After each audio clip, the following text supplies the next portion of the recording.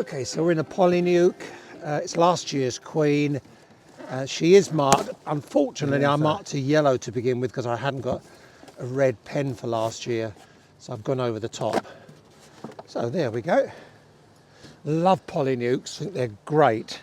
They're nice and light, flexible, insulated, and particularly with the weather we've had recently, perfect.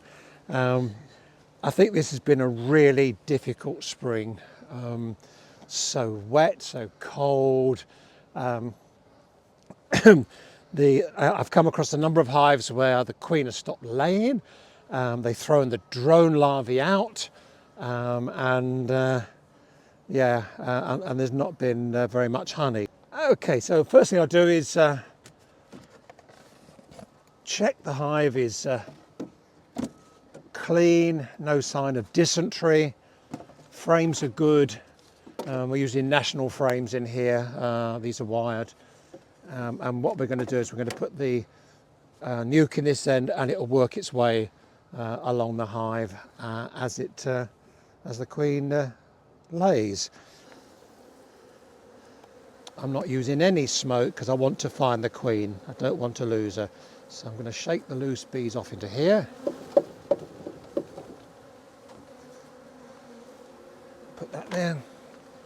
You can see they've started to build brace comb on the end here. There should be another frame in, but there's only 5. And the queen is marked red. I don't tend to use smoke. I just find it's more trouble. So we'll take them out. There we go. Oh, look at that first frame, and there's the queen. As you can see, I marked her yellow last year. She's last year's queen, but I didn't have a red pen with me, so I just grabbed her and marked her yellow. I've now marked her with red on, and she's laying beautifully. God, the number of times I've gone through a nuke, even it's been 5 frames, and not been able to find the queen and gone backwards and forwards. And sometimes the queen's come out the front and gone underneath the nuke box. Right, I'm going to put her back in there now so I can work quite happily. Of course, you can always see a queen. They tend to run over the tops of the rest of them. So if you hold the frame parallel, as it were, you can often see them looking at it that way. Yeah. And that they obviously when you look for a queen, look at the edge of the frame first. Yes, yeah. If you've got any disfigured wax comb or brace comb, they sometimes head for that. So have a look under there. The old thing, and they never read the same books as us. So we've got so here we've got brood, sealed brood, young larvae, and all stages there. Bit of drone brood at the top, not much. And what I like is the bees are staying on the frame. They're not flying in my face. I don't like stroppy bees. So there you go. That's a really good frame of brood there, and she's laying well. So that's going in next. Obviously you keep the same order of frames that you had in the nuke box. I looked at these a couple of days ago, and even in a couple of days you can see they've built brace comb out on the where the frame should have gone in. So that's about a day's wax. Okay, so and what I like particularly about this nuke is there's not many drones.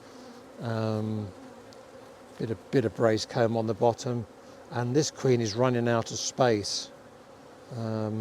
So there'll be plenty of space in that long hive. So yeah, she'll do well. I normally run my main colonies on double brood, so she's a prolific queen. Oh, look at that, beautiful. Again, pollen around the outside a bit, some honey in the last few days, a nice slab of sealed brood, a couple of queen cups there on the bottom. If I just move you out of the way, kid, there is nothing in there. And what's the other side like? Yeah, that's pretty good. So she's now on, that's the 4th frame of brood that's going in. And here's the last one. It's lovely when you find the queen so quickly, you haven't got to worry about squishing them. Nice example of pollen here in the semicircle. If you blow on them, they'll just move out of the way. And there are some eggs in the middle there, so she's been laying here in the last 24 hours. So honey, wax, eggs, textbook example. If I just shake these off, there you go. Let's do that side better. There you go. So that's what you would expect to see.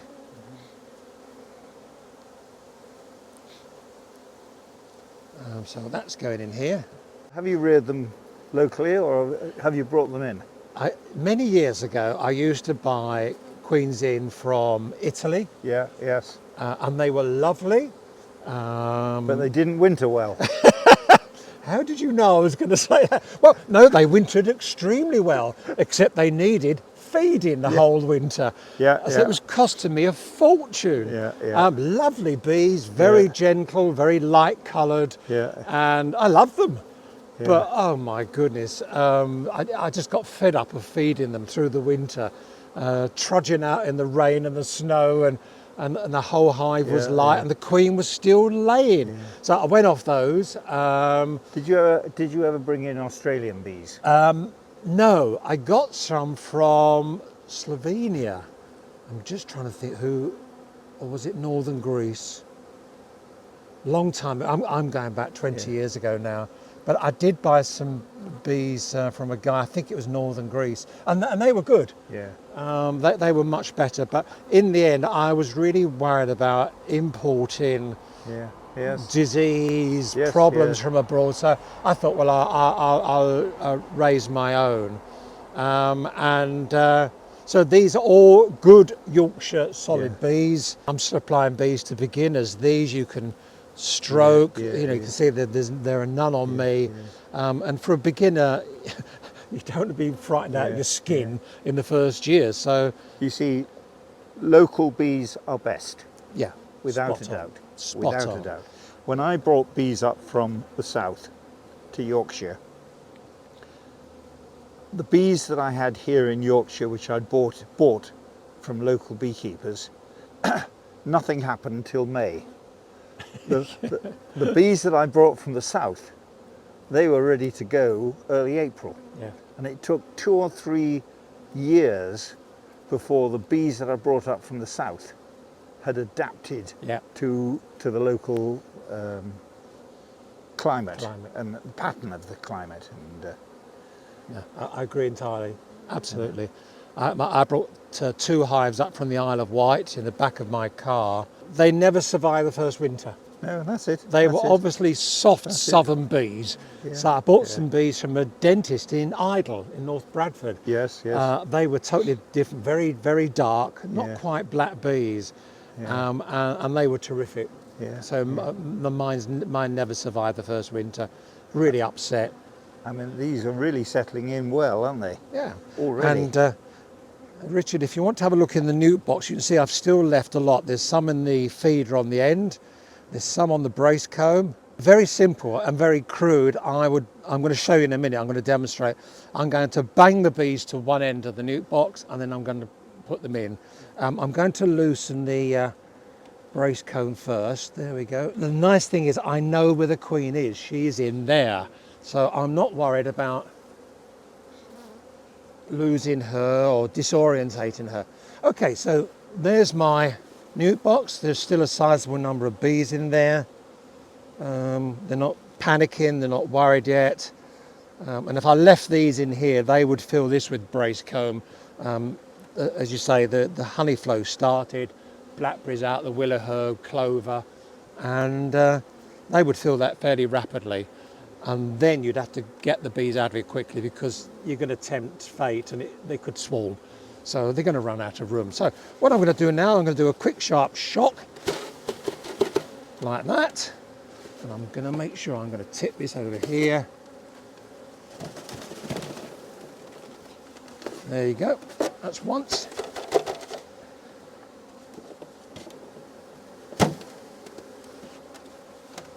Still haven't got all of them.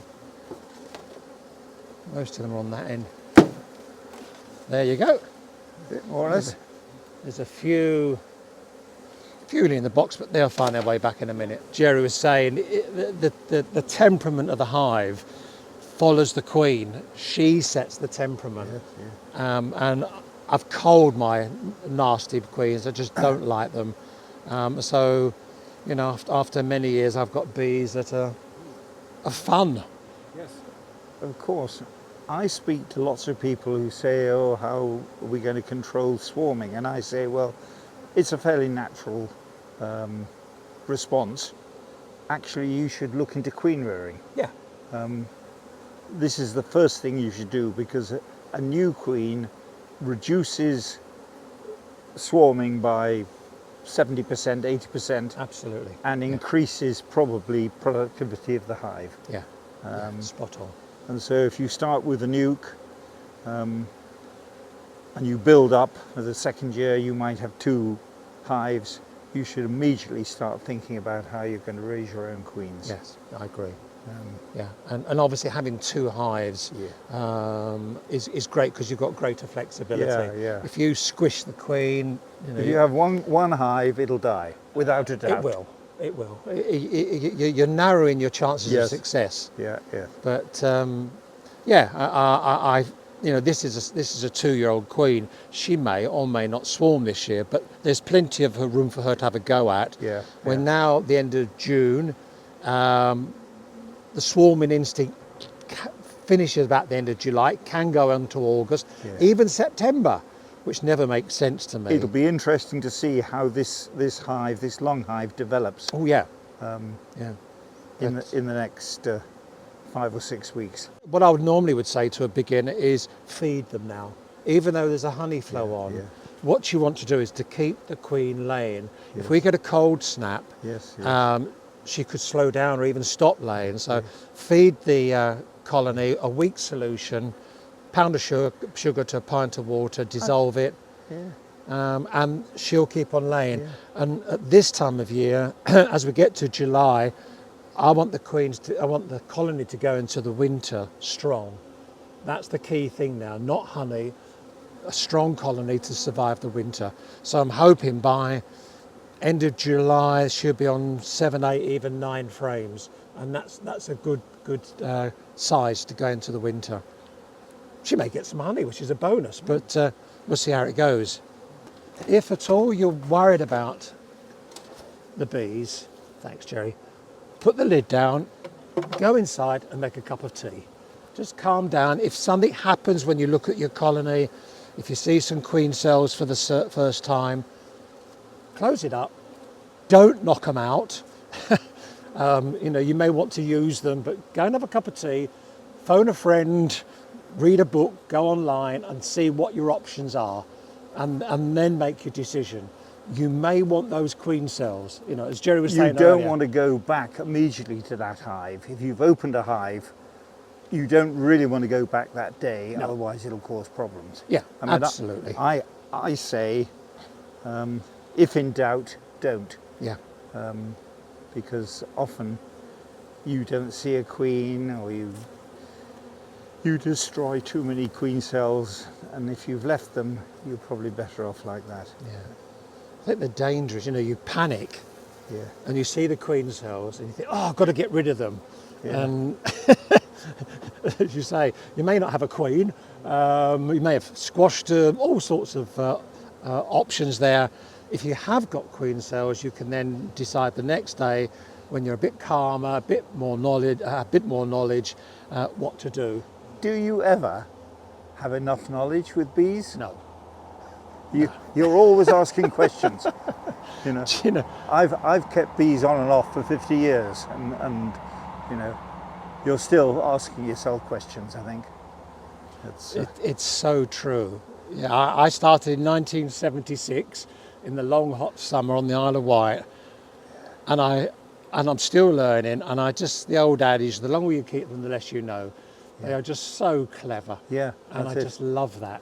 That's it. We think we're clever as humans, but there are still some flying. But if you see on the entrance, the bees, the workers have got their bottoms in the air, They're pointing that the queen is inside, which is a really good sign. And they're ventilating the hive there at the same time. It's a nice warm day. And I'm just going to carefully put the glass. Is it the other way around? Upside down. That way. That's it. Thank you. Right, here we go. There we go. Very gently. There we go. And don't they look lovely? Look at that. But as you say, this year has been horrendous. I normally supply all my nukes by the end of May. I have never gone to the end of June, ever. And I've still got 3 more to do. You know, at this time of year, certainly when you get into It's July, late. forget honey. Yeah. You know, build the colony up and they're strong for winter. I'm happy with that. If there's an expectation they're going to get honey off, no, it's too late. As you say, still things we learn.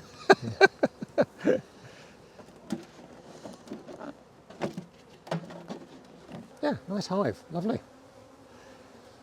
So when did you start, Jerry? When did you get into beekeeping? Do you remember? My grandfather was a beekeeper, Oh, you lucky thing. and I think probably it was about 1950.